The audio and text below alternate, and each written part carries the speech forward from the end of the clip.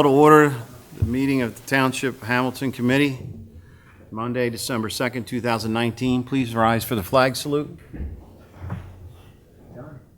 Pledge allegiance to the flag of the United States of America and to the republic for which it stands, one nation, under God, indivisible, with liberty and justice for all. Adequate notice of this meeting has been provided pursuant to the New Jersey Open Public Meetings Law by posting a notice of this meeting on the bulletin board in the municipal building and by publication in the Press of Atlantic City on January the 10th, 2019, and the Atlantic County Record on January the 16th, 2019. Mr. Gishard? Mr. Kurtz? Yeah, here. Mrs. Link? Here. Mr. Silva? Here. Mayor Schenker? Yes, here. Do we have a moment of silence for private reflection?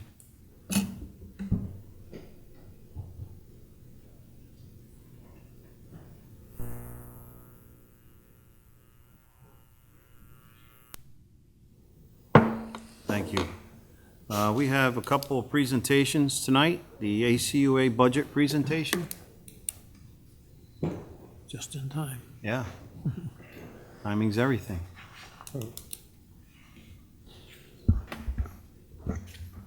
Maybe this.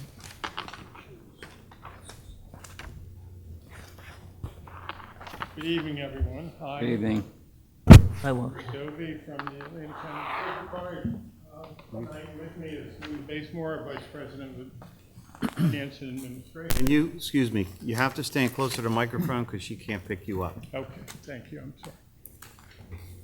Good evening. My name is Rick Dovey. I'm the President of the ACUA. With me tonight is Linda Basemore, Vice President of Administration and Finance, and Gary Conover, who is the Director of Solid Waste Operations. We're here tonight to give you a brief overview of our proposed budget and rates for the next year for solid waste. And I'll quickly out to you. Okay.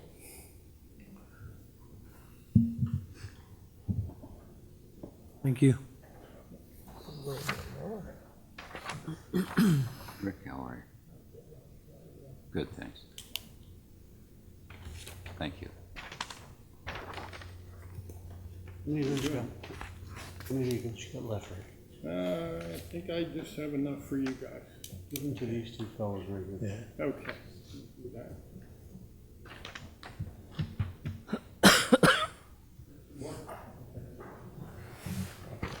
Thank you.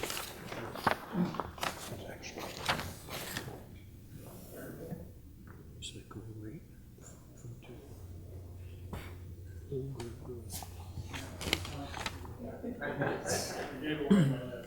Here's an extra one.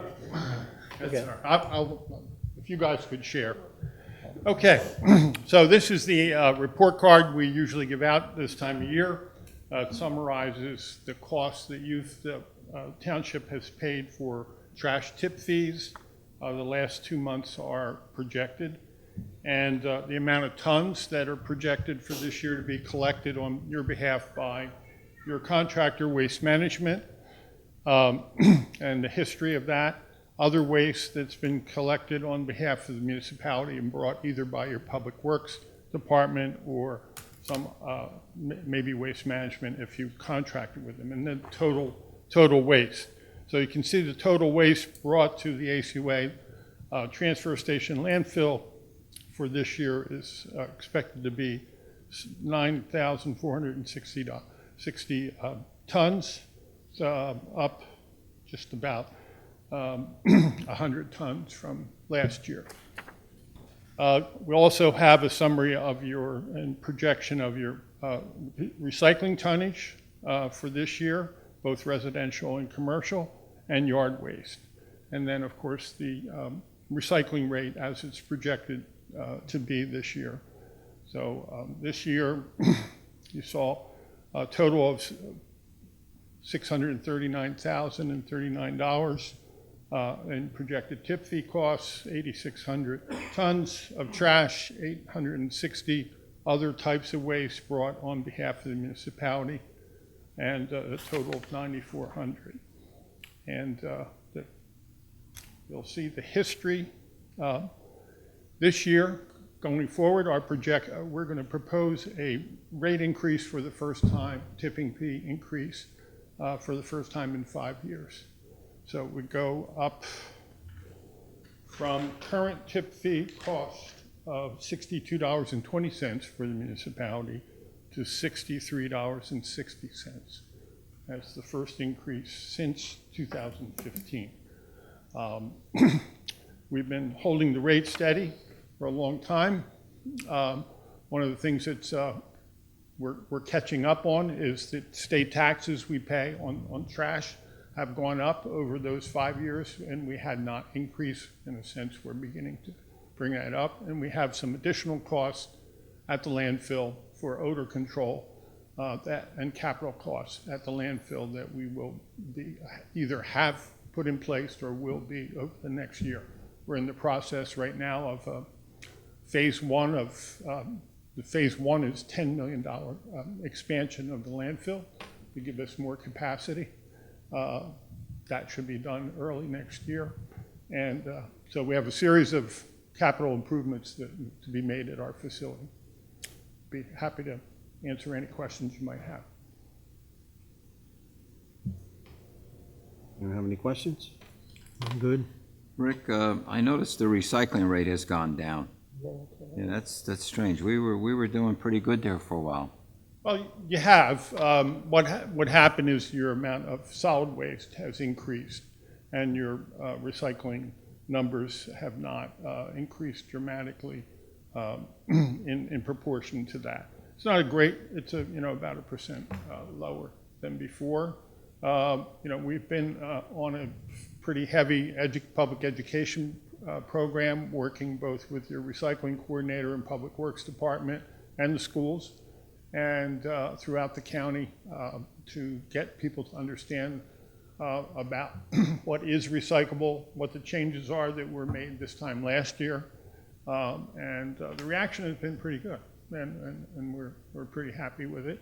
But there's more to be recycled that people can do. I would like to point out that you can't recycle pizza boxes. Yes. And so then that goes into the trash. Correct. And that could be a huge difference because everyone was throwing it into the recycle, including It certainly could have made some of the difference. I don't think it. a little bit of the difference. Absolutely. So the rationale behind pizza boxes, when they have grease and cheese in them and pepperoni, they're contamination. And you can't tell people just clean pizza boxes because everybody's definition of clean pizza box is different. But if you really did have a clean pizza box that never had pizza in it, it would be perfect to go into the recycling. Unfortunately, that's not the way it comes in, so the approach we took is no pizza boxes because loads of paper, cardboard can be rejected or downgraded. How full is your landfill getting? Our landfill, with the expansions that we're underway with, should give us another 10 years. Another 10? Yeah. I should point out that our tipping fee increase still would put us just behind Cumberland County as we would be the second lowest tip fee for a county landfill or transfer station in the state of New Jersey. Rick, do you guys have a plan for a 10-year plan for when it closes, for funds to do the closing? We have to fund the closing as we go along. So we've been building. Do you put money in a budget for that? Yes. But Gary, off the top of your head, do you know how much is in our closure fund for our landfill? 26 million. So DP requires us to fund closure. It's checked by the engineers every year. We have to fund that. That's part of the tip fee. It's at least a couple dollars a ton of the total tip fee. Goes towards that. Okay, Yeah. thank you. Are you going to follow the request of the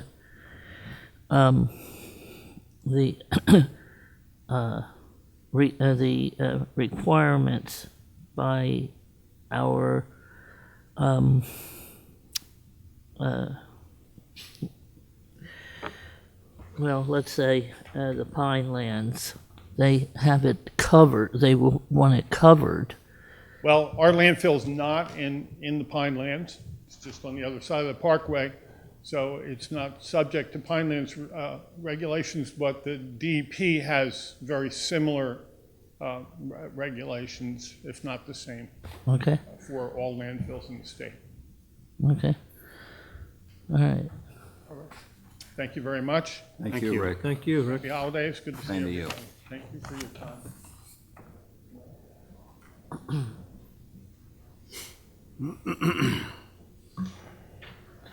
Okay, next we have a presentation information on the state programs to provide energy assistant grants. Stephanie, or excuse me, Heather. I apologize, I just broke my mom out of hospital jail. Don't get sick on the weekend, it's short. Otherwise, I would put on student meals for you guys. I am going to just point this towards you, but I'll send a copy of things to you later. I want to give you the bird's eye view today of some of the things that are possible through the New Jersey Clean Energy Program. My name is Heather Szymanski. I'm a longtime resident of Mays Landing. My mother's still here. I've lived a lot of other places, and I've spent a lot of time here recently and finding out what the wonderful green team is up to and the rest of the township in terms of all the building improvements. And I know you guys have gone through some things around 8 years ago or so, as far as I can tell, where some of the buildings went through the audit process and did some fixes and things that were available. I have the heads of the program for New Jersey Clean Energy ready to give us a customized presentation this Thursday at 11 a.m. on a webinar that's going to be recorded and can be shared with anyone here. Committeeman Gouchard is going to participate in that. And what I'm asking of you today, I'm going to give you a quick bird's eye view of maybe some things you already know, maybe some things you don't. I basically want the township in my hometown to get the money that they're already paying in. If you look at your utility bills, that money's already being taken out for those programs. And I'll show you just a couple quick slides from far away and just point out a few areas where even the smallest projects are saving over $100,000 a year and some upwards of $1 million for different townships when you approach it in a holistic way and see what's possible. There is zero out-of-pocket costs. Are all of you familiar with the Home Performance with Energy Star program and the other Energy Star programs for New Jersey? Okay, so this is just one thing I'll go through here. So it could be all of the government buildings, all of the schools and offices. Yes, related. stay in front of the Excuse me. microphone. You have to, Stay in front of the yeah, microphone. there you go. Please, let's do this. Or take it out. Guys. So police and fire stations, community centers, and more are eligible. Again, we've done some of these things, and you guys have taken that on. But what I'm asking is some participation, as I have some national experts able to help us, and I have the state program managers willing to present a customized plan to the township in terms of what's available.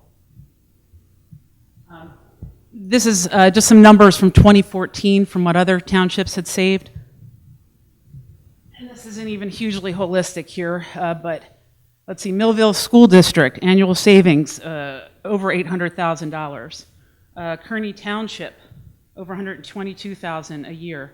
Franklin Township, $103,000 a year. Mercer Votech, well over $1 million a year. So if we look at our government buildings, our schools, and our other things, there's going to be a lot that we can find here to, I know there's some low-hanging fruit in this building as I'm also an energy auditor.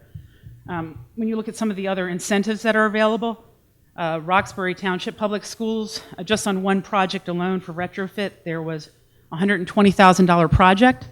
The state put in $83,000 and only 16 was left. And that didn't have to come out of their budget. There's other innovative financing that they have available that we can take advantage of. Hamilton Township Fire District Number 2 in the other Hamilton Township, they also took advantage. They had a $125,000 project at one of their buildings just for LEDs, not even a comprehensive plan. And the incentive was $87,000 that was paid for by the state. Only $12,000 was left. And again, it was pretty innovative financing where you don't have to front a lot of the money out of the budget.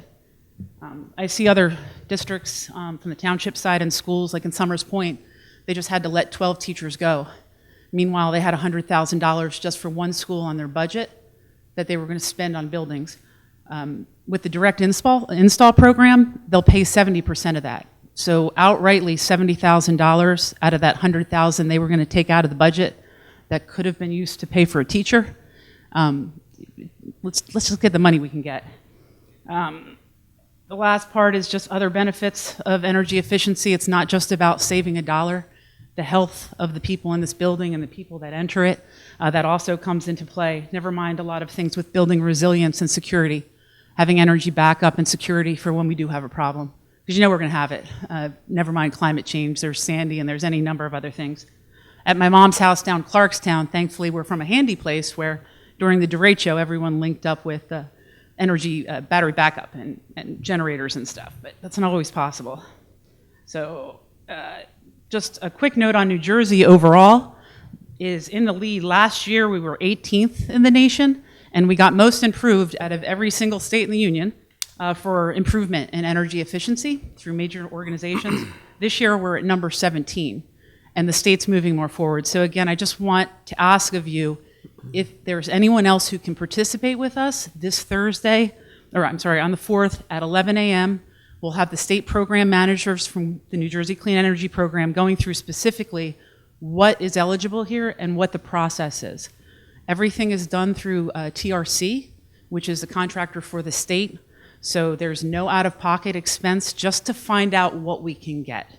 It's literally no cost to the township, and I think it ties in really well with your overall mission statement. I think there's the word efficiency in there, in funds, and this is certainly that. It gives you a chance to see holistically, without any of us having to pay for it out of taxes, what's possible, and there is a lot of money that we can put toward these fixes, and maybe use that budget money for other things that you want to do. I'm sure you got a long list. So with that, the last thing I'll say is some of these things can also help to advance other redevelopment projects. I'm a graduate of Duberson, and it's a knife in my belly every time I drive by it and I see that building boarded up. I've talked to a number of stakeholders over the past 4 or 5 months. There are ways, the auditorium needs some love. There are ways through New Jersey Community Solar and different programs going on where you could actually fund a lot of these redevelopment projects through innovative financing. So again, step one is just logistically taking inventory of what's available. The state has so kindly offered to do that for us in this webinar, kind of an initial pass, and I can report back to you in whatever shape or form that you would like in terms of how to proceed and what the possibilities are there. But I don't want the facilities person to fear that they'll be the only one doing this. I have a number of experts nationally in building science, energy efficiency, and renewables that are here to help.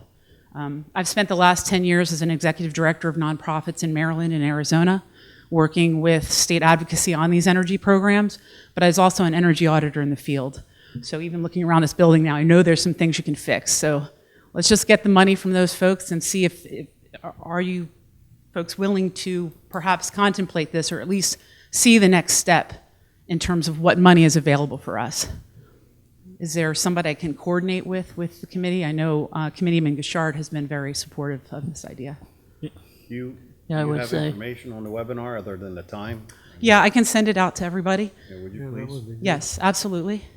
And Yeah, it can you be ever- recorded, so anyone who can't You attend. ever partner? What about the utility companies? They're always preaching the energy efficiency. Did Well, I they're- ever partner with the state in anything like this? Oh, absolutely. And because the whole state program is run through the BPU, the Board of Public Utilities.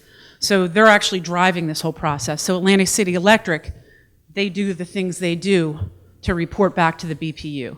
And they only do these programs because they return more than $1 on each investment that they made. So it makes sense for the state to do this. It's not just a hand-me-down, save the planet thing. They have this special program for local area governments that they have advanced dramatically. And that's where it comes in where they really are just fronting a lot of that money. It's not a handout. It's, if you look at your utility bills, this money is coming off. And this same energy audit is available for homeowners and business owners, but they have a special program specifically for local area government to involve school and government buildings. And that's where I'm hoping, I've done this professionally for a long time and spending more time in Mays Landing and looking around, I would like to connect my hometown to some of these resources. So I'm just kind of hoping to see what the next step might be and whom to coordinate with here for that. You Yes. had mentioned the Duberson School. If a private organization was looking into grant funds to perhaps make a community center out of the Duberson School. Would any of this funds be? I've been talking to people for the past 6 months about this. Everyone from Amy Gatto is on board to, from the county side. I've done a walkthrough of the building with Ian, who's the school facilities manager. I've had professional contractors look over the building. I've met with Hannah in your redevelopment office. And so we've aligned a lot of the community members who are interested in this. The specific thing that I've been discussing with people is making it a community incubator, a hub. There's a lot of success stories, not just in New Jersey, but around the country, for where they've taken these old school buildings and transformed them into something useful today. You know, I went to Shaner, I went to Duberson, and I built solar panels in Duberson in Mr. Hudson's class in 6th grade. And it pains me to see that building just sitting there. Well, it may never make it if they don't repair the holes in the roof. Well, and that's it, and I've talked about getting Destroying the volunteers in there. interior of that school. Oh, it's like a zombie apocalypse on the inside. I have plenty of pictures of that. In the front rooms, a lot of the other areas fine, but In there, so I know what you're talking about. it's the front rooms where you can see the green roof. I love green roofs, but not what's going on there. The thing is, I lined up some nonprofit organizations that have certificates of insurance, because even to get volunteers in there to close those gaps, understandably, the township and the school district and so forth want somebody who is insured for that.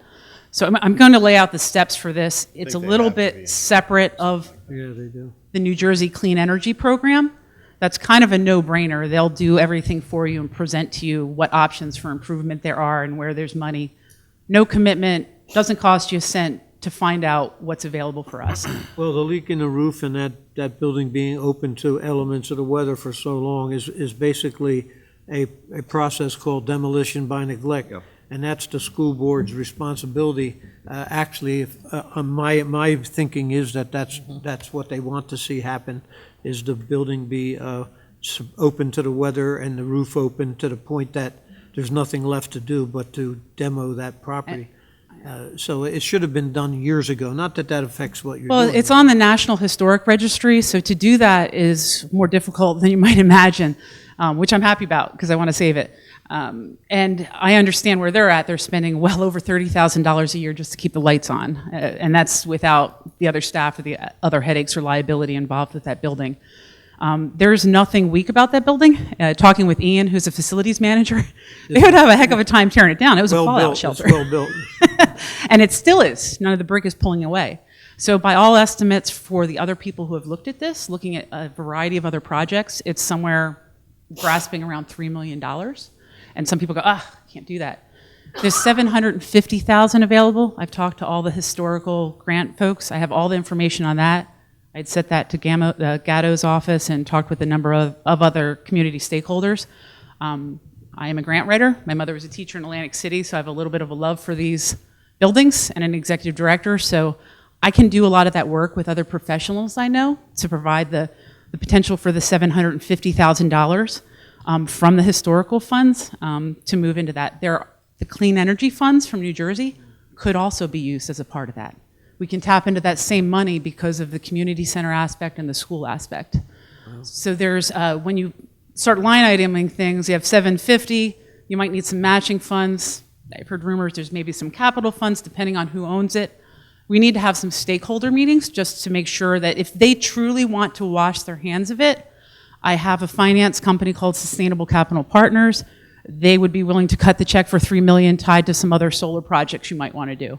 I have to lay this out to you a lot more. We need to get into the nitty-gritty of what's possible with that. I would prefer the school and the township still be involved. I want to see that building as an integral part, have some co-located businesses in there that make sense. You can't repurpose a lot of that building. If it's the auditorium that still has Mays Landing High School carved in the side of the chairs and all that, let's keep that. Let's make that a place where people can come and make it a feature of Mays Landing, where people can rent it out for a meeting or maybe have a concert there or something along those lines. Community centers, I spoke to the woman who runs PAL and other folks. They've really wanted a gym to go work out. So there's a gym, it looks like a zombie apocalypse in there now because the adults stole the copper pipes and the kids spray painted, but that can be fixed and used for the community. If we it's going to be a heck of a project to tear it down. So I guess what I'm asking with this separately of the New Jersey Clean Energy Funds, that's kind of step one. Separately, I'll follow up on some community stakeholder meetings. I know Amy Gatto had in October tried to set up a few meetings and people got busy. I'm back in town now from other projects I was working on, and I'll be following up on that with everyone. But again, I don't want to get it too confused, because Duberson, there's a lot of opinions about Duberson. It's been sitting there for 15 years. It's on the edge of being destroyed. I understand why, but if we can offer an alternate solution relatively quickly, I'm hoping you'd consider it, because I think it would be a really nice thing for the community, and community center would be nice. Yeah, I think there's a lot of people that actually want that right So now. once we raise the $3 to $4 million in grants, how do we run it? That would be put together with a business plan separately. Part of it is the co-located part where you'd have other businesses involved in that. We would be developing the business plan as a part of it. Okay. Where imagine that the township and the school district would both have access to the building for a variety of things. So there would be a person coordinating in between, or an organization or a nonprofit structure there. There's other groups like PAL that would like to have an office there as a part of it, and you could have other businesses in town have an office. And then modeling it after other successful community centers in New Jersey specifically that have done this with old school buildings just like this. I have success stories. I didn't mean to get into all this, but it's a whole separate thing that we can present on, and it's been done before. So, most of it we can pick off with grants. The other things, I can show you separately about community solar and the possibilities for that. I know the townships looked over doing different properties and so forth, but there's a lot of incentives in the new pilot programs with the BPU. It's hard to keep up with all that. It changes day by day. So I go to a lot of the BPU meetings in Rutgers to keep up. And there's just a lot of opportunity. But again, step one, New Jersey Clean Energy Program, take advantage of them offering a customized presentation and a customized look at helping us in a holistic way instead of kind of sporadically picking projects off. Look at how much money we can save overall. No money up front. Nothing from you guys. It's a state-appointed contractor with TRC. They manage the whole state program, so you don't have to juggle contractors. Down the line, if you decide to pull the trigger on some things after they show you the return on investment and what programs they have to pay for this so it doesn't hit your budget, my guess is there's probably a lot of things on your budget right now we could take off and could be covered by these other funds. But to determine that, we just need to participate on the 4th and kind of go from there. That's step one. I will definitely be following up with the other people and necessary folks with you guys in regards to Duberson. We put in a lot of work, and I have a lot of people involved with that. So we'll take the proper steps forward separately of the other I initiatives. can't tell you how many meetings I've had in regards to Duberson. over People the are beat to last death about it. That's the other thing is, 4 been there, years. done that. And we have other buildings in this township that are nonprofits. Sure. And they're struggling. to keep That's why I up. want to co-locate real businesses in there. It can't just be a community center, feel good, do good. You got to tie it to a dollar. Right. It's one of the There has to reasons be why. some kind of revenue coming in. Exactly, and I've heard through redevelopment, and it's a wonderful option with Hannah and all the zoning things that you changed. Well done, because that's really going to help us to change some things in town. But separately, I'd like to do this where we're actually paying taxes. This doesn't need to be a handout. That property and that building should be generating revenue for either the township or the school district. I mean, as I understand it, you guys kind of slough off 50% off the top that goes to the schools. Is that correct from the budget? They kind of take a lot of the money, and then the township has the money. Are you talking about tax dollars? Yes, tax dollars. 54 cents on every dollar they get. Right, so right off the top, over half goes to the school district, right? And so they own that now, right, the Duberson building? They always have. They always have. But they're not really paying taxes on that land. Is that we're going to pay you taxes.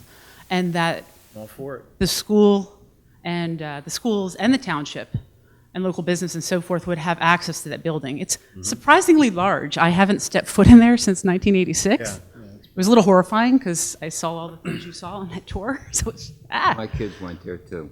And a lot of us did, and I spent some time down at the Historical Commission getting pictures are great for grants. So I saw pictures of the first graduating class from Mays Landing High School, and we have a lot of documentation. In all likelihood, we could get a hold of a lot of that other money because you're going through an audit. I don't know what the process is called, But it's been since the 90s sometime where you did a full historical audit of the town. That's all kicking off again. It is the perfect time to do something like this because they're more willing to give out funds for it. Okay. Okay. Sorry, I didn't mean to go off on all. Sorry. Send us the information about the webinar and we'll, That'd be great. And they'll break it down and make it a lot more clear what's possible, and then you can decide what you'd like to do. Thank you so much. We also have a lighthouse that has to be restored. I heard you need about 300,000 for that, and that's in my redevelopment considerations. I don't know what the number is, but I've heard that number. Wheaton is Well, another one, it's a little more than that, but $500,000, something like Yeah. that. And it used to be, I always thought it was a lighthouse, but I don't know. I've heard other history stories about it recently. And then there's Wheaton. Wheaton is probably well over $10 million. So I'd like to start with Duberson. We can add in the lighthouse and kind of go from there. That work? have you considered a music conservatory? That would be wonderful. That would be absolutely wonderful. We have a lot of musicians in this area that possibly can come and teach. Falcon Band Geek, but I didn't take it any further than that. Okay. I will follow up and send you the information on the meeting. thank you. Thank you so much. We have no additions or deletions of the late agenda. Early public comment on agenda items excluding items listed for public hearings. No one signed up. Discussions, formal actions may be taken. A, contract negotiations between the Township and Egg Harbor City for municipal court services. I believe when we spoke about this last, Bob, you were going to get some information? I did, and I authored a letter of opinion to you dated November 19, 2019. Question I was tasked with is whether or not the judiciary or the state of New Jersey could compel the Hamilton Township Regional Municipal Court to accept other municipal courts. The short answer is no, and that's based on my own personal research. But as I indicate in the letter of opinion, I spoke with the Judge Louis Belasco, who is the presiding judge of the municipal courts in Cape May and Atlantic County. He confirmed my research. And then I had lengthy discussions with the assignment judge in the Superior Court, Judge Julio Mendez, who also confirmed that. He advised me that the Supreme Court put together a working group on municipal courts that resulted in a report from the Supreme Court Working Group dated July the 8th, 2019. Among the recommendations of that working group, and most of them were judges, administrators, people that are in the know, was to encourage municipalities to voluntarily participate in shared or joint courts, and that the state would add incentives to encourage that. One of the discussions was the incentive that they would pay for the judge's salary. Now, these are recommendations of that working group, and they do not represent the current status of the law. So the short answer is your court cannot be compelled, based on the current status of the law, to accept other municipal courts. All right. Does anybody have any comments? I know that Egg Harbor City is waiting to hear what our intentions are. They have spoken to a couple other towns. So, anyone have any comments? I think the key in all of this, Mayor, was that we got the opinion and the research from our solicitor that confirmed that there's no pressure on us. So we're pretty much free to discuss this thing in an open manner and decide whether it makes sense to move in that direction or take a step back and just wait and see what happens. Because I think other situations with merging into the courts are going to come up over time. And, you know, we have to be extremely careful as we move forward in looking at the finances of this community. And, of course, once you get court systems in here, there's other pressures laid on you, such as I did hear that in a lot of cases they were looking at community service for offenders, and how would you even manage that over time when we have our public safety police department stretched to its limits now, trying to keep up with close to 50,000 calls a year for service. We've got to be very mindful of all of this. So it's a decision, I think, that all of us have been mulling over in our mind, I think the opinion had just made it a lot easier for us not to feel any pressure, and that we can move in a direction that makes the most sense for this community. And we're also already participating in shared services by handling their dispatch that we're doing. So I think we've made a pretty good effort to participate by doing the dispatch. And I think with the information from our solicitor, I feel, Mayor, pretty much that we could sit back a little bit on this too. That's my own feeling. Well, I'll be very honest with you, I don't think that's an option. They are out of time. They need to make a decision. We can choose not to do anything and let them make a decision without us, which is always an option, or we tell them yes or no. So I don't,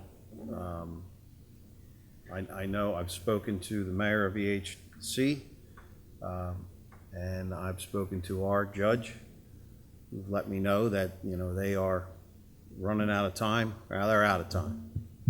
So I guess based on whatever happens in this meeting, they're going to make a decision. They have to make a decision. They don't have a choice, so. What do you mean by out of time? Do they have no other option? They had someone in from the county working with them. And now that luxury is no longer available to them. Art, was it your understanding that the proposal was made by Hamilton to them? I believe Hamilton was one of them. There's another town, was it Galloway? Yeah, Galloway, Yeah, too. and then I heard, you hear a lot of things. Sure you do. I think they went out for 3 proposals. I think they want to come here because it's close by. It works for them. Whether it works for us or not, that's up to this group sitting here. What impact would it have on our facilities with the additional people coming in and being processed from their township? Are we what we overcrowded learned, now, Julie, or what? Judy, what we learned from when we merged in Buena Vista Regional Court System was, on the surface, it looked good. But as you got into it over time, it seemed to overload the current sessions they have, and they requested additional sessions. So when the additional sessions were put on, obviously it cost more time for the professionals. You needed more police available to man the metal detectors to be present in court. I think we found, and you could correct me if I'm wrong, anyone out there, that there were people walking around in this building, walking up and down the hallways, who it was very difficult to keep them just contained to the court area. It probably would have been different if we had a building that was separate for municipal court, so that you could handle all of that in that building and not interfere with what's going on here. And the wear and tear on the. And the wear and tear on it. Building, the and- process, the courtroom, And then what happened, I think what it did was stretch to the limits the amount of money that was involved in it. And if at anything, if we're breaking even, I think we're lucky. That would just be my opinion. Well, and I don't think that there's any mechanism that's there for us to recoup any of that. And that's part of it's part of my reason for pause, because of the impact. I think what the courts see, and Judge Mendez sees, is that we have a well-run court. We have all the security measures that they want. We have drug court. We have everything. The size of the courtroom itself. The problem is that I don't think when this building was built, it was laid out to be a gigantic court, and that's what this is going to turn into, which is where I have concern. As much as you want to be the nice guy and bring everybody in, and we'll take care of all the towns with their court problems, at what point does this overload this room and this building? Like what you said is very true. I personally, I just feel like we need to tell them yes or no and move on. I don't see, and I'm not looking for a benefit, but I also can see where the negatives come in. Shortly after we took over Buena Vista, They did some bail bond reforms, and it kind of hurt us a little bit. And these reforms keep coming. Like you said, they're talking about community service. All right, well, that's great. So in lieu of fines, we're now giving people community service, and we have to put somebody on Saturdays and cover them with insurance to pick up trash. So they get to serve their time, and we get the bill. So with all these reforms, it becomes more and more of a burden on us. And unfortunately, I don't know, I don't think, and Mike, if you remember, the amount of cases a year in Egg Harbor City is less than Buena Vista? I believe that's true, yes. Okay, Yes. so it's probably about 2/3 of what Buena Vista is to us. So you're gonna add another 2/3 of what we took on with Buena Vista. And if we're interested in doing this, there's other smaller communities that I think, we can be the nice guys and help them out. You pretty much know from my discussion where I stand. I think you're better off at this point, from my perspective, is telling them no. I'm in agreement with that, I believe. Okay. Mike, did we get any interest from any other communities, specifically like Castell Manor? Nothing official. I've heard through the administrator, court administrator, that they're interested.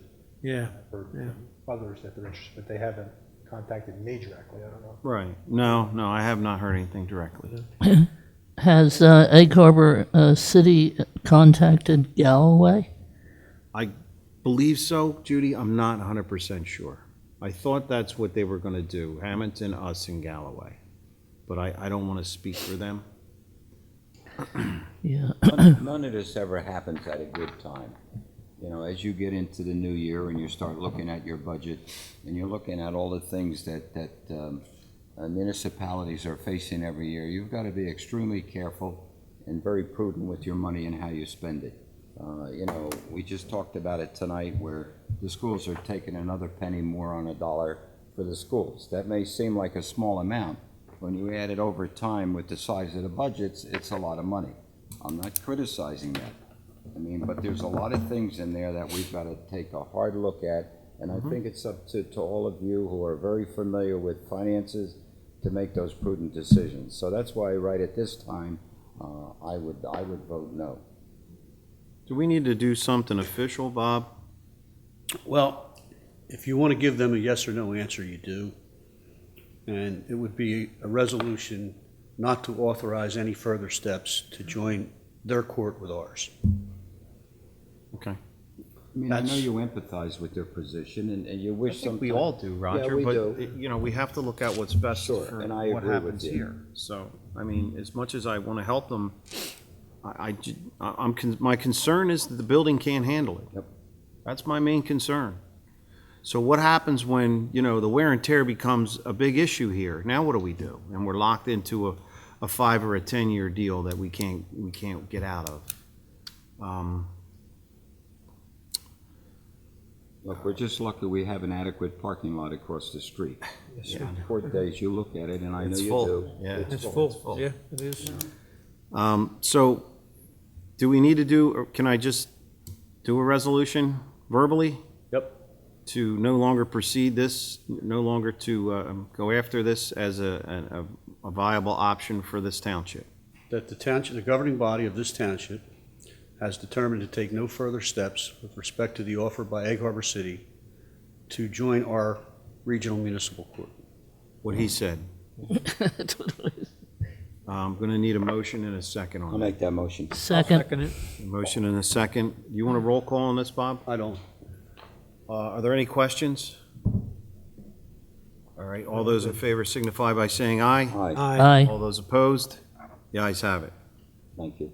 Thank you, committee, appreciate it. It's a very difficult Sure it decision is. to make, but nonetheless. Just- Excuse me.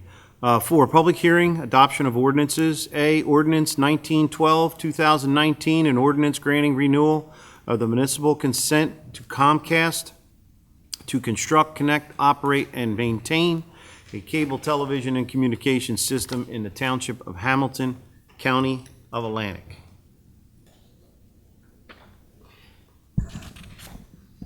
Okay, this is a public hearing. Before I do that, can you give us a little quick overview? Yes, Mayor.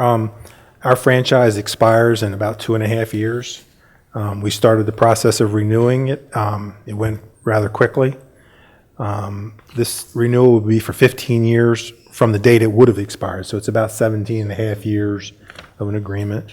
Most of the terms stayed the same. They're going to provide the township with the $35,000 for upgrades to our TV station over at the high school. Okay. And the 2% fee stays the same. That's state law maximum. So it's pretty straightforward with the same as it already was. There's not a lot of changes. Okay. Very good.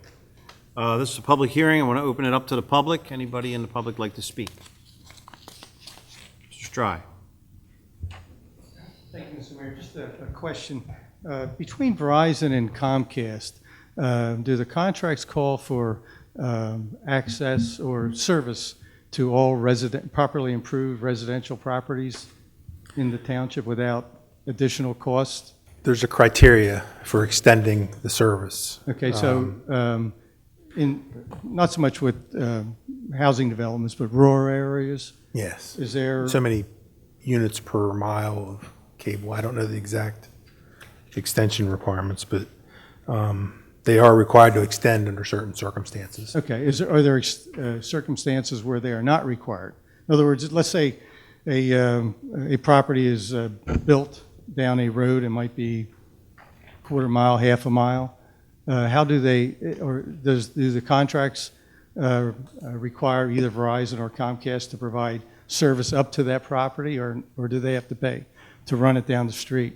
You're getting out of my depth. I can call our attorney if you'd like. He might have the answer. The reason I asked is years ago when Yeah.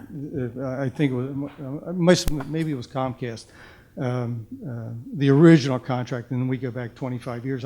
The issue, or one of the questions was, will all of the township be serviced?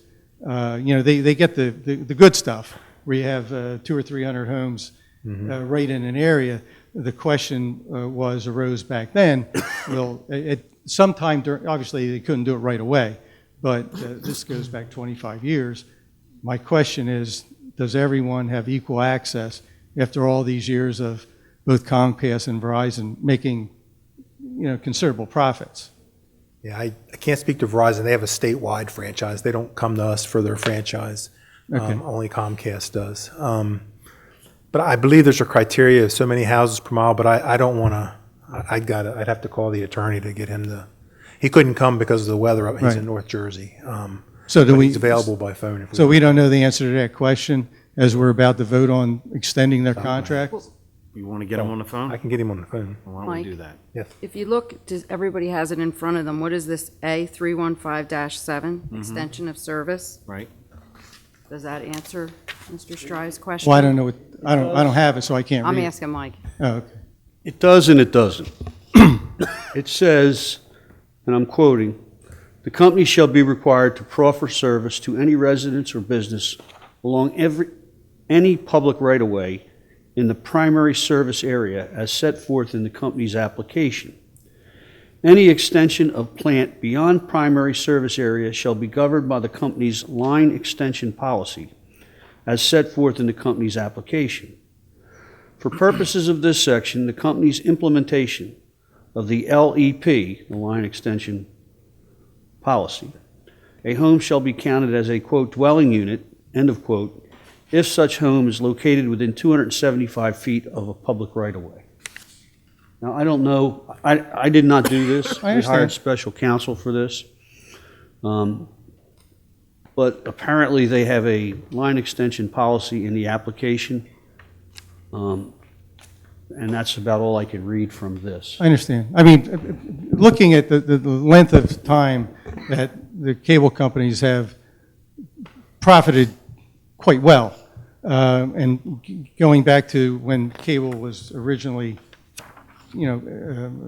contracted to go through the township, one of the questions was, again, early on, I can see why they couldn't do it, but at this stage of the game, and I'm not, I don't have the copy of the contract, but at this point in time, I think every resident, properly improved through building permits, should have some kind of a, you can't, these companies can't take all the good and not invest in having every resident at this point have access without having to pay for a mile of, or whatever it I is. think, Bruce, in that connection, I think a lot of the comments that I heard over the last, let's say, 4 to 5 years was, we haven't gotten FiOS yet. We Excuse me? haven't gotten FiOS yet, they would say in their neighborhood. Well, And I correct, think, yes. well, we know we have it, okay? Right, right. But I haven't run into anybody that doesn't at least have, One or the other. yes. Okay, so, And since this is something that I think is specifically for Comcast, right? Yes. So I think in terms of, you raised the question, can we vote on this? I think we can, because I believe the majority of the people in the township do have it. I mean, we all go back to when cable was dirt cheap, okay? And, now it's like a mortgage payment. And when you talk about many of the things that you're dealing with today, I do believe that Comcast is probably in the majority of the areas of this township. That would be my understanding. my concern is if we're talking about a 15-year contract, and it's not in either Verizon or Comcast, that every resident in this 2019 or 2020 should have access without undue or expense, particularly in rural areas. Because if it's not in this contract, and it's a 15-year contract, the next time it's going to be renewed, and I'm not sure when Verizon is due to be renewed, but I think you really need to make sure that every resident in the township, because they all pay taxes, and they're all in this, and we are in an internet society, Right. and if we're not going to make sure that every residential property that is properly developed, proper permits, pays taxes, and all that, they should, on a public road, should have access without having to pay an exorbitant fee. I think- That's the question I'm asking. If you don't have the answer, I understand No, it. but- having the access. probably get an answer, but Having the access, but also, I know in another instance, maybe it was FiOS, they had to have the demand, like Bruce mentioned, if it's a house back a road, do they have to pay some kind of huge connection fee or something like that? But it might be where they have to have several people in that area have interest in that service, and then that brings it to the point that they can I actually do understand. it. I think we'll find- I think And that's fair. However, when you have 300 or 400 homes in one little area, that's the low-hanging fruit, and they're happy to get that. But then, we're a township of several thousand residents, and it's just the nature of our township. We have 70-acre zones, we have 10-acre zones. So I think on behalf of the residents that live out in the sticks, if you will, they should have equal access, and I think this township committee should, on behalf of those people, make sure that it's in the contract that they have reasonable fees to connect. I think I can call the attorney and get an answer, but I think you're going to find out it's regulated.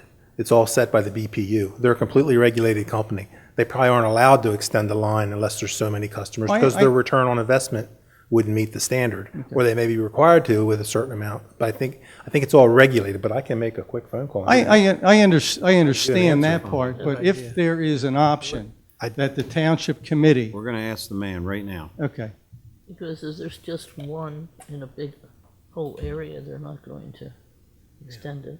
well, my point there is, it's easy to service a small cluster of homes where they make, but, if they want the good, they got to extend it, because, this is a large township, and we got to look out for every single residential property. Yeah, I understand Bob, what you're what saying. you read, did you take that as they would go 275 feet Go from ahead. any Mike road to Jacobs. service a house? We're in the middle of our public hearing, and we have a question about line extension requirements. Does this agreement require Comcast to extend to every single resident in the township, or is there a criteria for extending?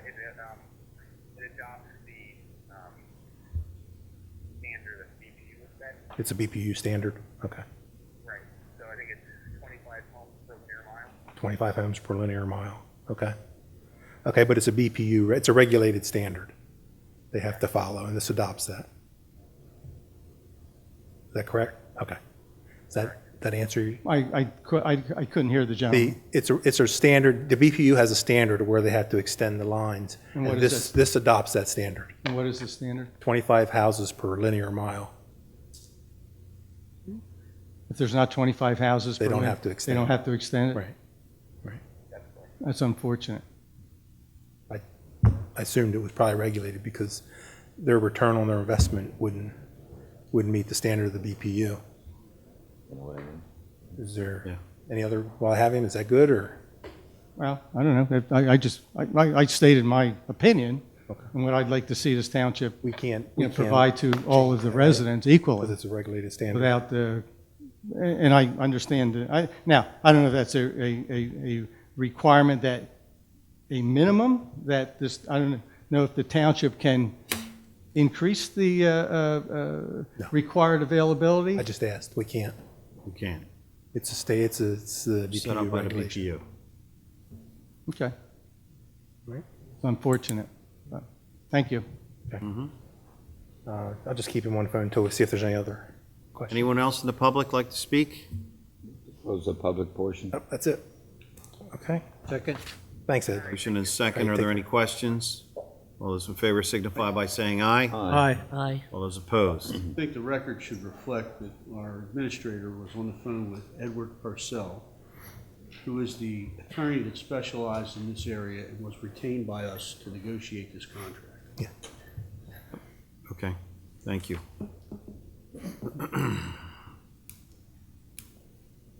What's your pleasure? I move ordinance 1912, 2019, an ordinance granting renewal of the municipal consent to Comcast to construct, connect, operate, and maintain a cable, television, and communication system in the Township of Hamilton, County of Atlantic. I'll second it. Second. We have a motion and a second. Are there any questions? You do that too quick. Hearing no questions.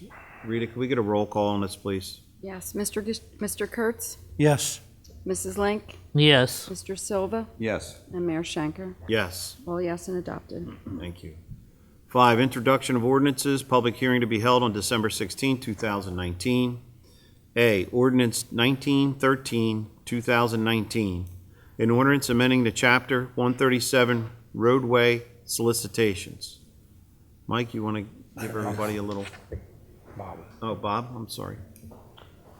This came about by a request by the chief of police, and in conjunction with meetings with myself, the chief, and Rita, our municipal clerk, there were suggested changes made both in the way that the administration of the ordinance is done, designating who would be the person to receive applications and process them. It also amended the permitted locations to the 5 that are set forth on the second page of the amendatory ordinance at 13725C7. There are now 5. 1 through 5, yeah. Some were removed. The ordinance amends the original ordinance. And the original ordinance, I call it the original ordinance, it's been amended before. But the predecessor ordinance allowed the governing body to change permitted locations by resolution. And over the years, 2 were added. One was Leipzig Avenue. I forget the other. But the chief did not think that they were appropriate. And on his recommendation, the 5 that appear on page 2 are the only permitted locations. So this ordinance would remove any prior permitted locations, whether by resolution or otherwise, to designate just these 5 areas. And the rest of it is largely administrative. And Bob, there's nothing to deal with frequency of these. There is. This only amends the specific sections that are amended. Right. The ordinance in full force and effect allows for 6 events, We have an administrative issue as to what we do about rain dates. Yeah. And do we lock them in to basically make those dates not available to others? And what the chief and Rita and I have decided is that after this is adopted, if it is adopted, we're going to meet for purposes of creating policy for the implementation of things like that. Like frequency, okay. Right. Now, you should also know that 4 of the 5 locations have to be approved either by the county or the state, because they're on county roads or state roads. State road. So what happens is the application would go to Rita, and if approved, we would do a resolution of no objection, and the applicant would then have to go to either the state or the county for approval. The only exception to that is the intersection of Landis and Estelle Avenue, because they're both municipal roads. Right. So that stands by itself. I can tell you that the chief fully supports this. I believe it's been studied by his traffic person, Wade Smith, and Rita and I helped develop it. I'm researching it closer because, you know, maybe it helps our citizens when we can allow the fire department and rescue department some priorities. But what we do is we send a letter out to, and we're going to do that now, the fire departments and the rescue squad saying, the earlier you make your application, the better you're going to be. So pick your dates, get it in, and we're hoping they'll get it in by January 31st. And then a decision can be made early on in the year with respect to the local agencies. So we can introduce and then set policy at the future meeting. That is true. I have a question. It says, shall be amended to read as follows. No coin drops by any organization will be permitted on 322 in its entirety, but yet we have 2 locations on 322. You do, but the collection locations are not on Route 322. They're not? They're on the Jug Handle or they're on Weymouth Road. Okay. All right, so, but you eliminated the one at Leipzig and 322? Yes. Cologne Avenue, they can solicit on Cologne Avenue and the Jug Handles connecting Cologne Avenue intersection.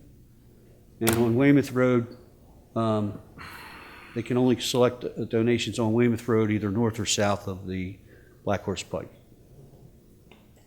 Yeah, I guess it sort of says that, but it had Route 322. That was one of the chief's most specific concerns. Seems like most of our coin drops now are 40 and 50 and mil, Yeah. Yep. Yeah. like every week for the entire summer. Except when the bridge when the bridge goes, that's gonna be So when the bridge comes in. all right?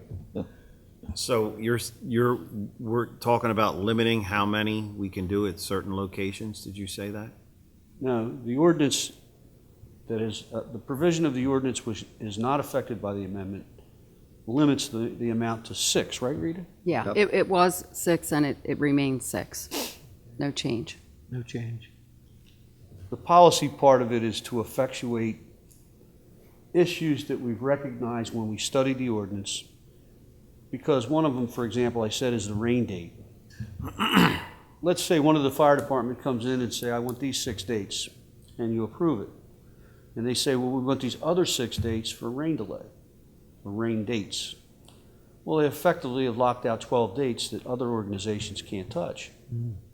So we want to create a policy, and we want to make a presentation to you, but we thought it best to get this revision in now.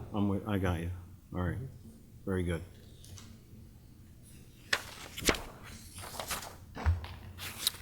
Okay. I'll make a motion to introduce ordinance 1913-2019, an ordinance amending Chapter 137 of roadway solicitations. Second.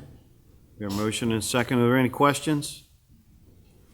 Hearing no questions, all those in favor signify by saying aye. Aye. All those opposed? The ayes have it. B, ordinance 1914, 2019, an ordinance authorizing the sale of lots 16 and 17 in Block 342 as shown on the tax map of the Township of Hamilton, and granting the owner or owners of said realty contiguous to the same right to prior refusal to purchase such land. Mike? Yes, sir.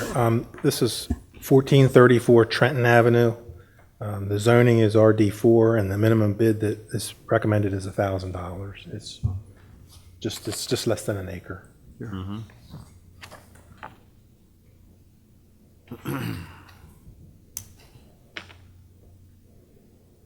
Committee? Move to introduce it. I'll second it. A motion and seconded to introduce ordinance 1914, 2019. Are there any questions? Hearing no questions, all those in favor signify by saying aye. Aye. All those opposed? The ayes have it. C, ordinance 1915, 2019, an ordinance authorizing the sale of Block 611, Lot 17, as shown on the tax map for the Township of Hamilton, the Atlantic County Habitat for Humanity. Yes, sir, Mayor, the committee has already approved transferring the land. This is the Beacon Avenue property where we demolished the house, transferring it to Habitats for Humanity for $1. This ordinance allows that transfer. Okay. So moved. Second. We have a motion and a second. Are there any questions? Hearing no questions, all those in favor signify by saying aye. Aye. All those opposed? The ayes have it. D, ordinance 1916, 2019, an ordinance amending portions of Chapter 279, trailers and trailer camps for the Township of Hamilton. You want to do this one? This was another concern of the chief and the police department, that apparently vehicles were being used for purposes of a residence, for purposes of sleeping in the vehicles, predominantly in commercial parking lots. This dealt with vans, RVs, and smaller vehicles. The chief had a concern about it. There was not an ordinance or a law in the books that would allow us to enforce this. So I drafted it on the chief's recommendation, and he has approved it. The only exception to this is for those tractor trailers which have sleeping compartments, and they are delivering to or picking up at a store on a location, it does not apply to them, so long as they are at the location where they're picking up or dropping off. May I make a recommendation? As an addition, there are certain activities that occur, such as the boat races, and there are people who bring their trailers and put them in the county lot or Lake Lenape. Also, we have at Young Skating Center, we'll have a skating meet that starts at 5 o'clock in the morning. People will bring their campers and put the campers at that location as well. I think that's more of an enforcement issue than it is a legal rights issue. The concern is not that. If it's on county land and it's specific to an event, I don't think the police department is interested in that. Okay. But I can speak to the chief, Okay. and I can get back to you if he wants to amend it to make an exception for that. This does not address it. Okay. In other words, those people who have those trailers, you don't think will be approached, or is it something that we would have to notify and say, we're having a speed skating meet on March 5th or something? I think it would be wise to notify the police department. My understanding, based on my discussions with the police department, is that is not the harm that they're interested in curing with this. Okay. But if this does affect that, and I speak to the chief, because, look, a law is a law is a law. And if this does address that, and maybe some citizen could say, hey, wait a minute, this is broad enough to take that in, I'll come back to you and we can amend this at any time. Okay.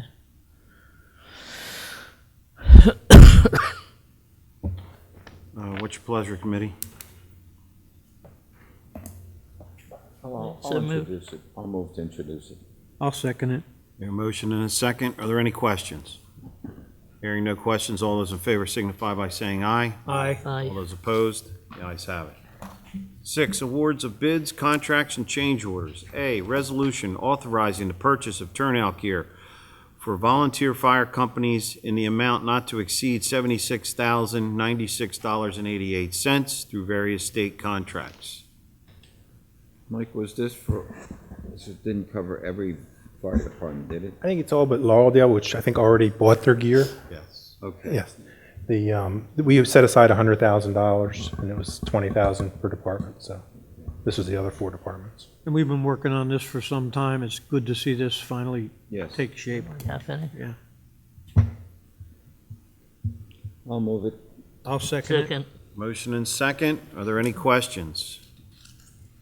Hearing no questions, Rita, can I have a roll call vote, please? Mr. Kurtz? Yes. Mrs. Link? Yes. Mr. Silva? Mayor Shanker? Yes. All yes and carried. B, resolution authorizing change order G-1, an increase in the amount of $3,949.42 on bid 2019-08, which is the new laundry room, for an additional concrete walkway. It's pretty self-explanatory. Yes. Yeah. It's just And this I've seen that area. It's something absolutely they could definitely use there. Okay. I'll move it. Second Second. it. We have a motion and a second. Are there any questions? Hearing no questions, Rita, could we get a roll call vote, please? Mr. Kurtz? Yes. Mrs. Link? Yes. Mr. Silva? Yes. Mayor Shanker? Yes. All yes and carried. Thank you. C, resolution authorizing the purchase of rock salt through the Atlantic County Co-op, not to exceed 4,000 tons or $227,520. Mike, I understand, am I correct that the old salt shed, they'll, if I'm correct, Brett said that they'll use the salt right out of that, not try to move that old salt into the new shed, and then as we need new salt, it'll just be delivered to the new shed. building? That's Yes. right. Yeah, Correct. okay. This is as needed. We're not going to go out and buy 4,000 tons. This would be during the Just course of the as winter our as limit, needed. Right. If you need more So than that. how Now, much do we have co-op left? with other places with Well, we have a the couple salt. small school parking lots. Schools and School, stuff. yeah. Yeah, okay. How much do we have left in the old? I think it's probably close to full. That's 600 tons. 600 tons? I'll move it. I'll second it. A motion and a second. Are there any questions? Hearing no questions, Rita, can we get a roll call vote, please? Mr. Kurtz? Yes. Mrs. Link? Yes. Mr. Silva? Yes. And Mayor Shanker? Yes. All yes and carried.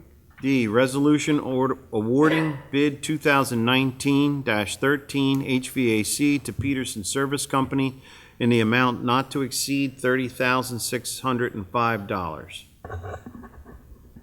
Now, this is just for maintenance. On-call maintenance for our HVA system. I just want to point out, this wasn't the low bid.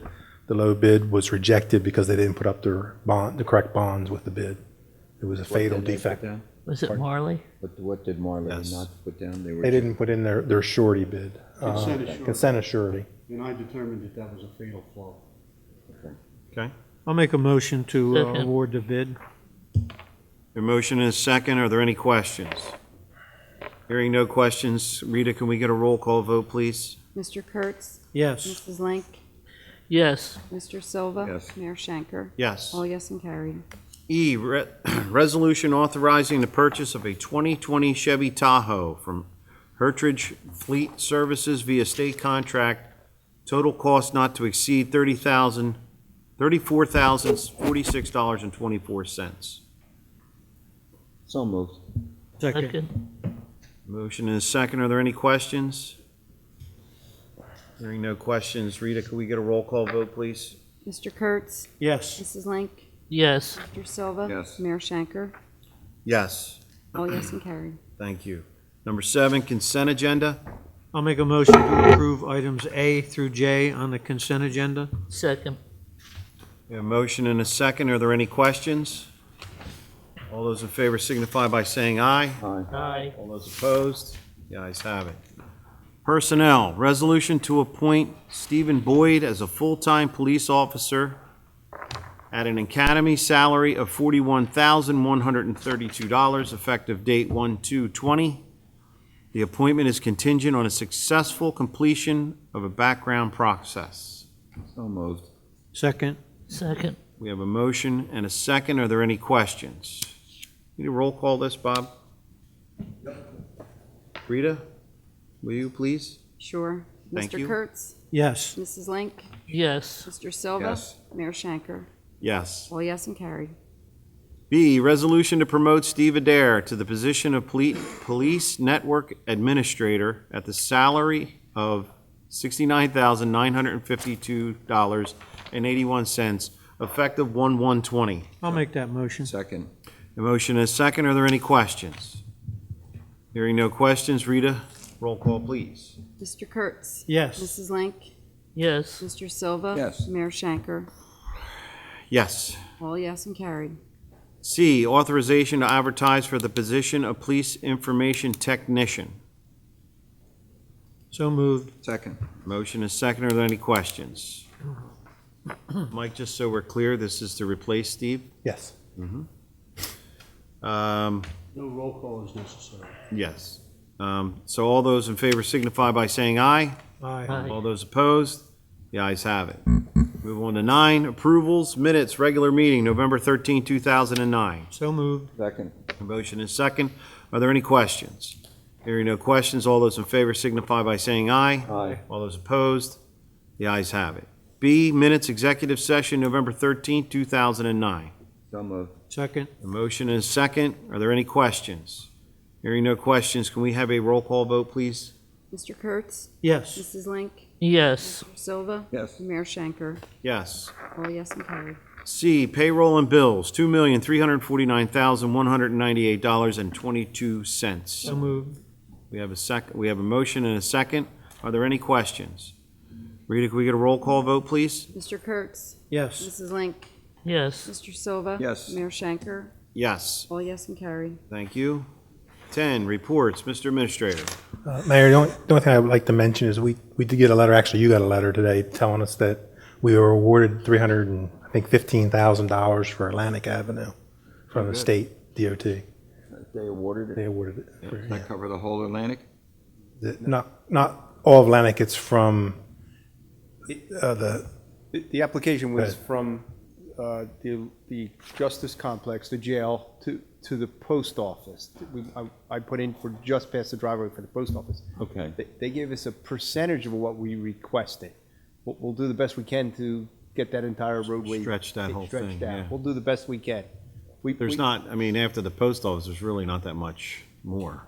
The road gets a little bit rough as you go towards Public Works. Right, And yeah. I talked to the DOT when I was preparing the grant application, and they said, don't get too aggressive with it, because, so I put an application in for sort of the maximum amount that they suggested, and they Okay. give us a percentage. That's great anyhow. That's a nice grant. It is $315,000 is a lot of money. All right, we'll see where that 315,000 gets us, and we'll go from there. that's all. That's it. Thank you, Mike. Mr. Solicitor. Yeah, I have two things to report. Tomorrow, we have a meeting with the representatives of Atlantic County as it relates to Mill Street and Main Street. There was an agreement back in 2013 that the county would do improvements and the township would take over some responsibilities with respect to maintaining that roadway. I just got the paperwork in it today, but there's going to be a meeting tomorrow to set forth what those responsibilities are. And I probably will be in a position on the 16th to report back to you on that. Okay. The second thing is that the Lenape Dam Committee is meeting on December the 12th. It's part of our process of trying to meet more often, and I suspect this is going to deal with the licensing and design phases, and maybe I'll have something more specific to report back on the 16th with respect to that. Okay, thank What you. time will that be? 12 o'clock? It's on December 12th at 12. I know. And that's all I have. And here, Yes. conference A? Any more questions for the solicitor? Anybody? Thanks, Bob. Mr. Engineer? Yeah, Mayor and Committee, I have a few items. The first is, I want to report on the Cotton Mill Bridge. There was bid opening on November 20th, and the contractor who submitted the low bid appears to be within the budget of what the county expected. They had a range of $6 to $7 million, and that bid falls right in the middle. In speaking with the county engineer, their portion of the review of the bid's acceptable. You know, this is all tentative. Their review is acceptable. It still has to go through, I guess, the legal department to do a review, but it is tentatively scheduled to be awarded at the freeholders meeting on December 17th.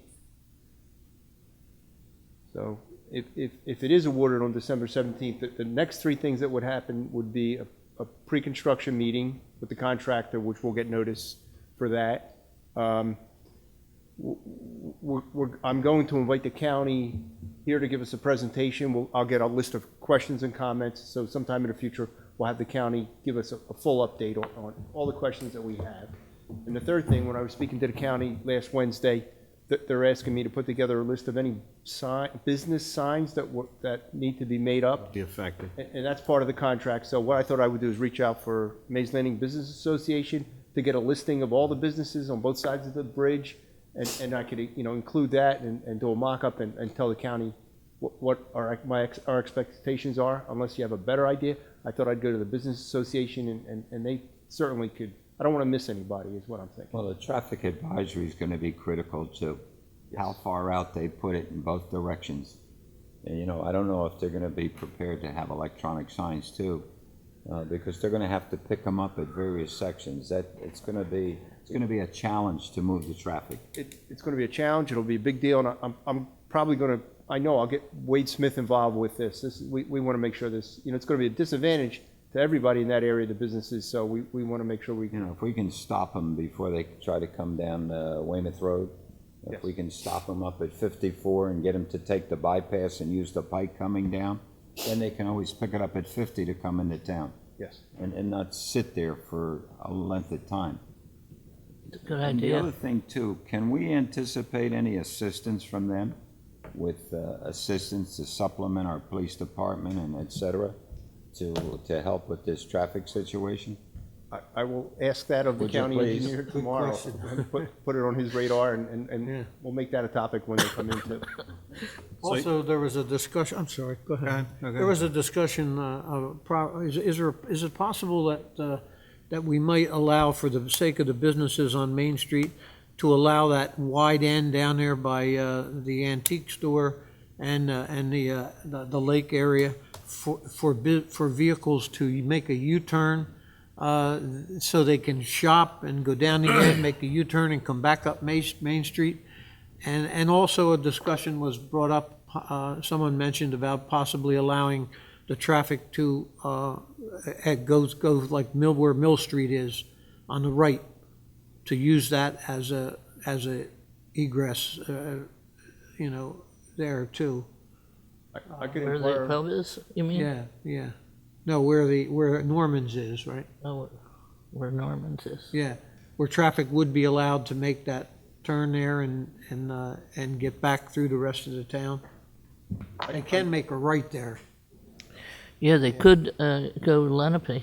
yeah. Where Lenape Avenue comes into. Just another thought process of what might be done. The U-turn would definitely be something that would be helpful for vehicles, knowing that they're going to wander down there and now go find a dead end. Maybe if there was signage saying they could be allowed to make a U-turn, there's big enough room there to do that and head back up Main Street. I don't know with the police department how that sits, but we'd have to look at that, but I think it would be great to have that availability. Well, may I make a comment? The left-hand turn at Lenape was installed because everyone was using that as a thoroughfare. Yeah. They used it as a way of getting around, and a lot of the residents on Lenape were very upset about, them using that road. I don't know, what will happen. We'll have to put up with it, or, you know, because it is a long time. I will ask all of those questions. I'll bring that forward to the county when I speak with I'm them. sure a few people will be upset.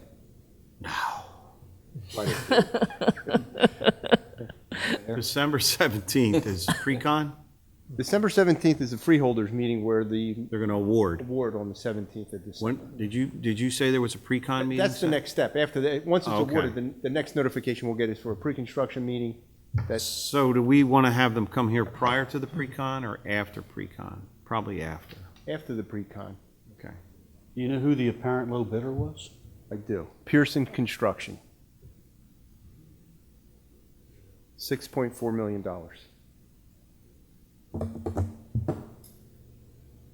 Anything else, I Steve? do have a few more items. Old Egg Harbor Road Bridge opened up last Wednesday. The county did the additional Yay. paving that we requested. Did a great job. Right on It time. it really came out good. It's in time for the holidays. Just in time for Great the- job. so much Football for 4 season's weeks. over.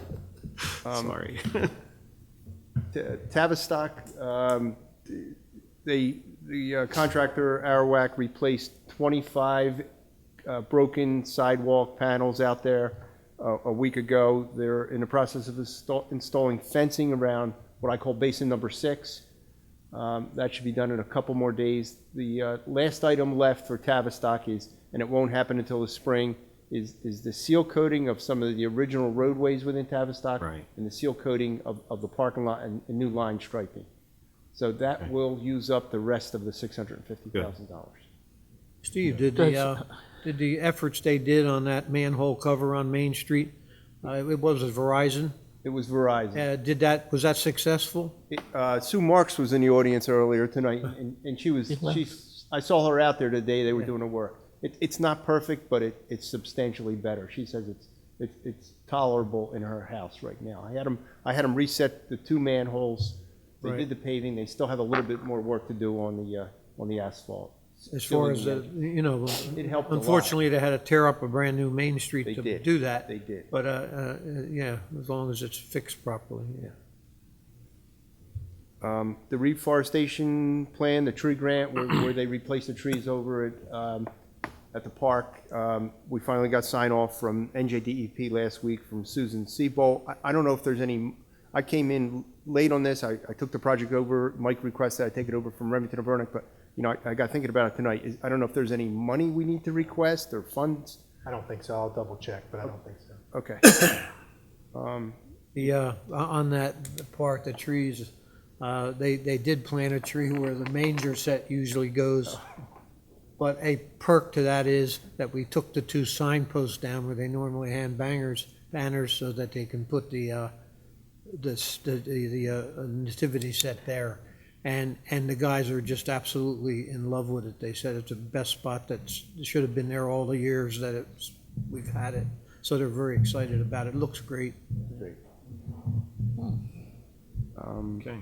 The only other thing I have, Bob talked about Lake Lenape Dam. When I spoke to the county last week, I was at probably 7 or 8 weeks ago, and there was a lot of concern about deadlines and meeting schedules, and the DEP was there, John Moyle from Dam Safety, and the H&H study, the hydraulic study, was accepted by the DEP about 2 weeks ago. So we have made a little progress.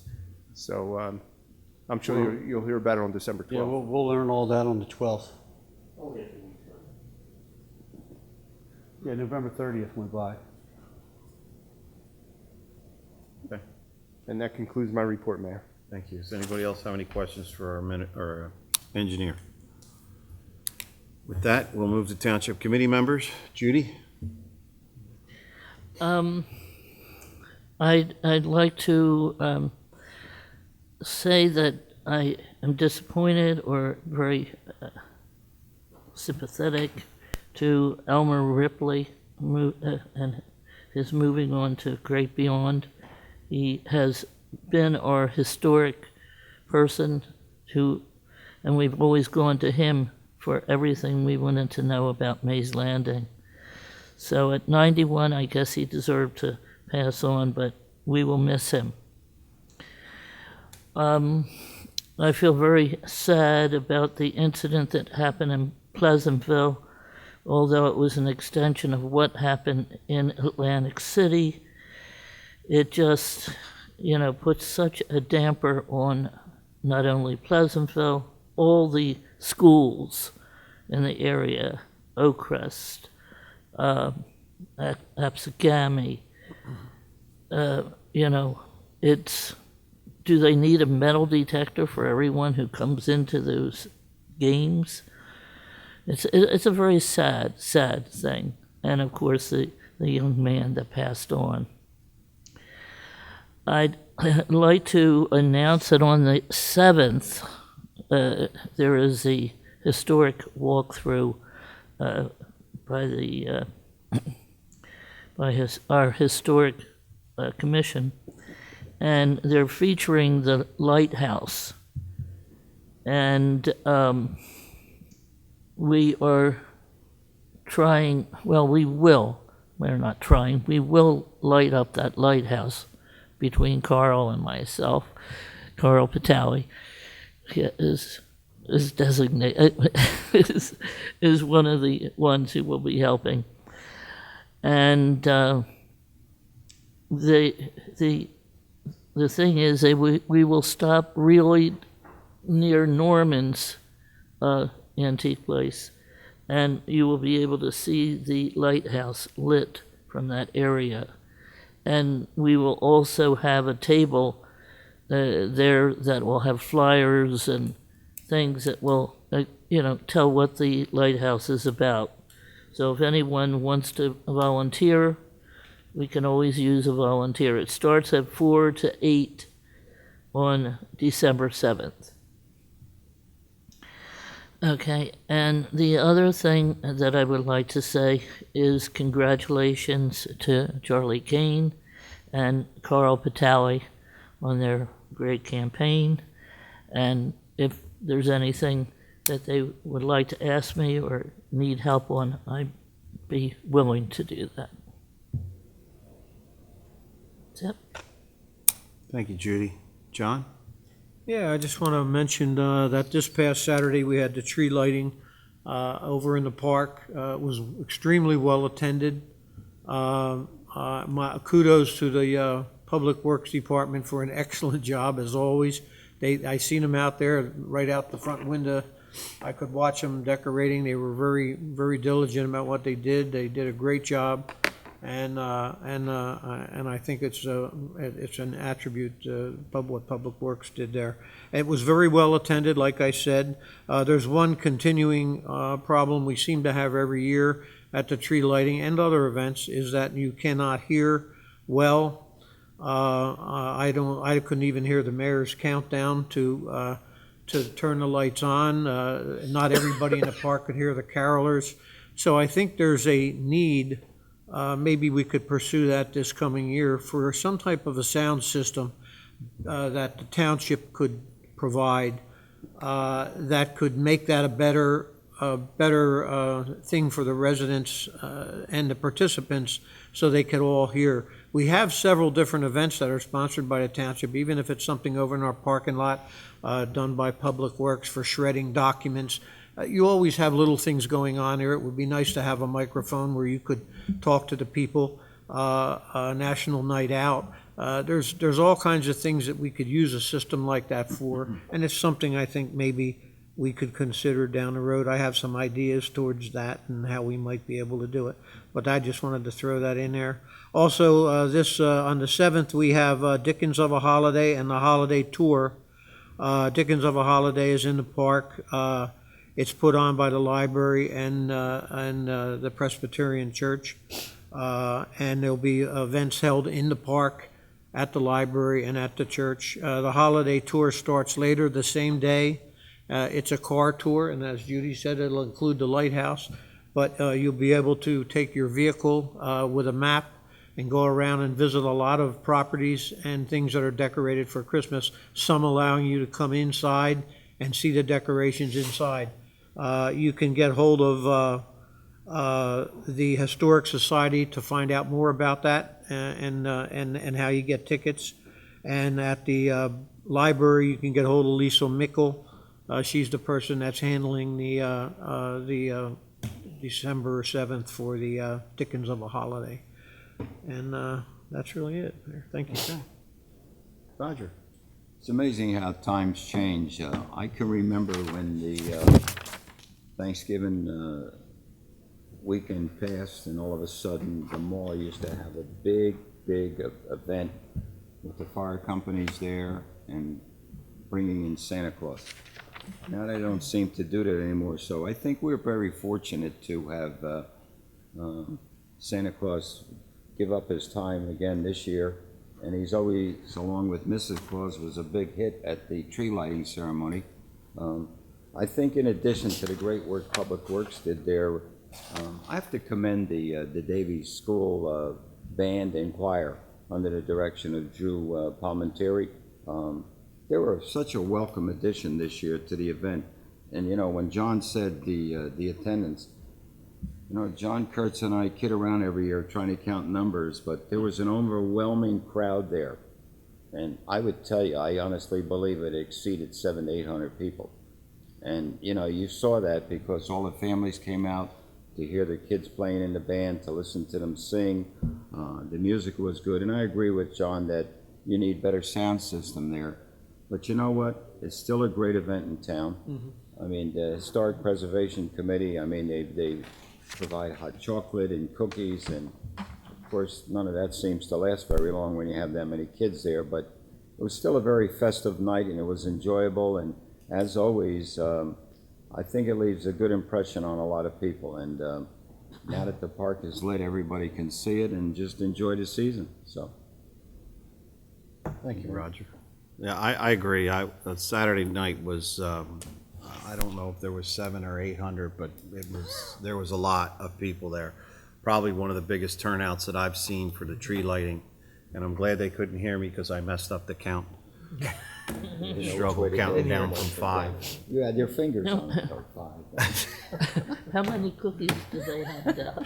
So it was great, and you know, all the comments that preceded me about the choir and the band and the was it the St. Nicholas choir? Yeah. Was great. Everything was just well done, and then Santa showed up, which made it even better. And then, you know, we had a bunch of kids hyped up on hot chocolate, which is always fun. But, you know, listen, it's a good time, and it's a really great event that showcases our town again. That park is perfect. It's in a perfect location. And, you know, we utilize it, seems like almost every weekend with something else going on there. So for all the folks who worked so hard to put that on, and they all did a great job, and we thank them very much. With that, I'd like to open it up to public comment. Anybody in the public like to speak? Mr. Stry.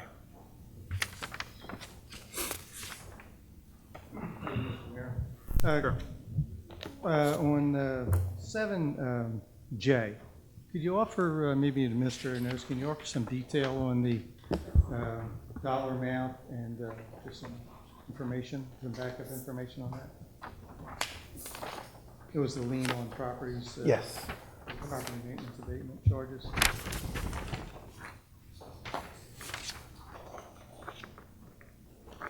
$1,670.67. It's for grass cutting. It's 6110 Old Harding Highway. It's one of those properties out by Wheaton's, one of those old houses. We had to mow. Right, okay, I understand. We had to mow it.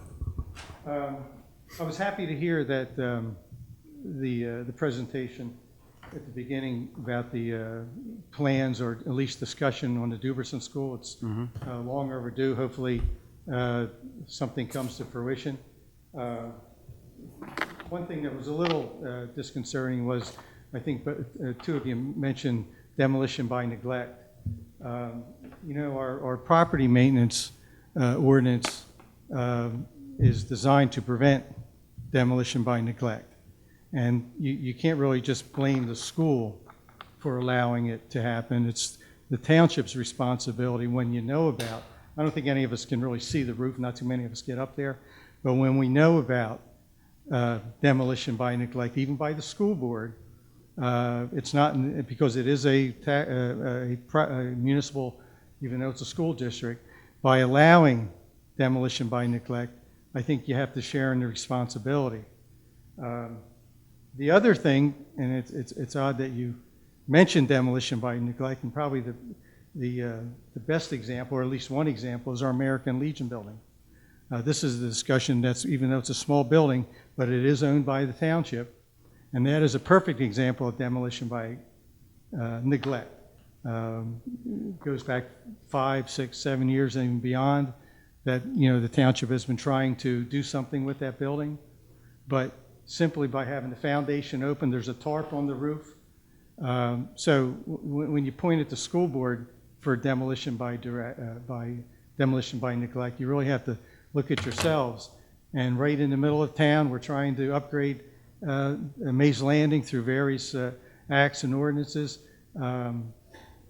You really need to look a little closer to home. One other property that you need to look at, I mentioned it maybe 3, 4, 5 times in the last several years, is the house right adjacent to our electronic sign. That you should start budgeting to knock that one down. There's a tree that fell on that property back when the derecho went through our area. I mentioned that to Mr. Sartorio when he was here as a department head of code enforcement. There's shingles. That is, I believe it's a historic house. I'm not sure. It's old, and it's. I think it's got a plaque on it. I don't know if it's officially a historic house. It's not occupied, to the best of my knowledge. But that's going to be one that the taxpayer is going to have to eventually. It's going to get so bad, like the houses on 7th Street rather, that we spent $25,000 or more, and others. So demolition by neglect is something that shouldn't be happening because you have the ordinances to prevent that. So in the long run, if you don't fulfill the ordinance, taxpayers going to have to pay tens of thousands of dollars for demolition by neglect or just neglect. So. But Bruce, before the last superintendent left, Reverend Ash and I met with her. Right. We said, you can no longer let this building deteriorate in front of us. Right. You know the roof is leaking. You have the means to repair the roof. And we would appreciate you repairing that roof at least before you left so that that building could stay in at least an enclosed structure so that when someone is able to make a decision about it, which they haven't made, and I'm not here to criticize them, the fact that they're not making a decision to do something or nothing tells me to believe they don't want to do anything. That's true. Yet they need a parking lot, don't they? Sure. They need a parking lot. I would rather not see that a parking lot and see that building at least brought back to where it could be utilized for more purposeful type of events. Agreed, but we sit here, and I understand that.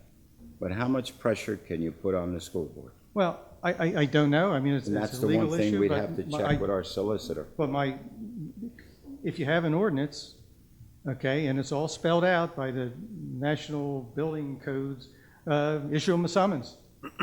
And then it'll go to court and let the judge decide. You follow me? It's not perhaps that simple. See, But if we have an ordinance, you issue the summons, they have to appear, and the judge can decide how to remedy, because what it's doing, it's causing undue stress on the taxpayers. So anyway, I just think that down the road, nothing may happen with the Duberson School. I mean, it's going to cost money, but in the meantime, the township, through your code enforcement, can at least, not necessarily to rehab the building, but at least, once the roof goes, everything else below it. Sure it So does. if you can secure the roof, that's my only concern. The roof is the most important thing, so, thank you. Thank you. Thank you. Anyone else, public comment? Good evening, committee. Charles Kane. I do support some of what Bruce is saying here. Back when I was on Township Committee, we had 2 homes that came up were an issue. One of them was in front of Testa's, and we allowed them to tear that down because of demolition by neglect. There was another one, I don't want to bring up the owner's name, that was on Main Street, And they came in for some other things, and we brought it to their attention and said, hey, listen, this is what's happening. You're creating your own permission to demo this building. They took action on it, and now it's one of the nicest properties on Main Street. So there is some really good strength to what he's saying. Hudson Street to Lenape, Main Street one way. That might be the solution for, because if you're going for signage with the county, I mean, that might be something to look into, because I don't see how you're going to U-turn there, but if you can just go from Hudson straight through around Lenape one way. I know Hudson, I know Lenape, I know what you're saying. That would be kind of crazy because that's such a narrow Narrow, street. but you could you could, I know what he's talking about. Yeah, Hudson is, it's probably the most polite street in the whole town. People do pull aside for you in order for you to, but the traffic that's going to be generated is going to be tough. Anyone else with public comment? Motion to close public comment? Second. A motion and second to close public comment. Are there any questions? Hearing no questions, all those in favor signify by saying aye. Aye. All those opposed, the ayes have it. Need to adjourn to executive session, discussion of contract negotiations regarding the employment of Township Administrator. I have decided to recommend to you that you pull that. Okay? I'm going to do an opinion letter preceding the 16th meeting. And one of the reasons is, tonight, you got 5 more applications. Yes.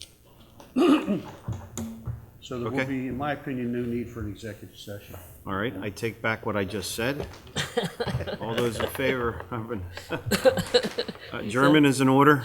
Move to adjourn. Second? A motion and second. Any questions? Hearing no questions, all those in favor signify by saying aye. Aye. Aye. All those opposed, the ayes have it.